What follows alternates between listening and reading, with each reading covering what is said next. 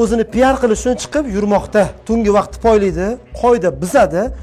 Qoida ustida chora ko'rsa ham shuni maqtanib, keyin mana menga chora ko'rdi, maqtanib chiqadi. Bu bir madaniyatsizlik.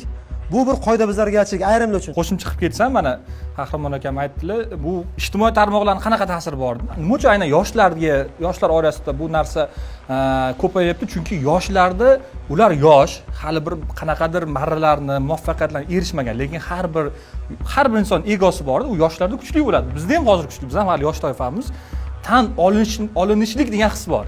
Ya'ni masalan GAI xodimi, davlat xizmatchisi tunu kun ishlaydi, yomg'irlarda ishlaydi, lekin masalan siz aytgandek qaysidir yosh, olifta deylik, borib erkatoy, erkatoy deylik, GAIni borib videoga olib tarqatsa, narigi tomonda ko'radigan insonda noto'g'ri fikr bo'lib, sirazi mana shu xodimni yomonlashga o'tadi va uni aktivi ko'tariladi. Mana shu aktiv ko'tarilish bunga nima deydi?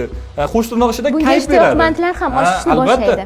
Keyin mana savolingiz boshida bir narsani aytdingiz, qanchalik birovlarning huquqini buzish to'g'ri. Bizda yuridik sohada huquq sunoshlarning orasida bir oltin qoida bor. Kimnidir huquqlarini ro'yobga chiqarish boshqa bir insonlarning huquqini chegarasini buzib o'tish kerak emas. Mana shu oltin qoida. Ya'ni bir kishi mototsiklda oladigan yoki avtomashinada oladigan nima deydi, zavqi orasidan mani, sizni, bularni shirin uyqusi buzilishi kerak emas, chunki ertaga borib biz ishxonaga boramiz, qo'limizda xodimlarimiz bor, rahbarlar bilan munosabat qilamiz. Bu inson normal uxlamasa ta'sir qiladi-da baribir.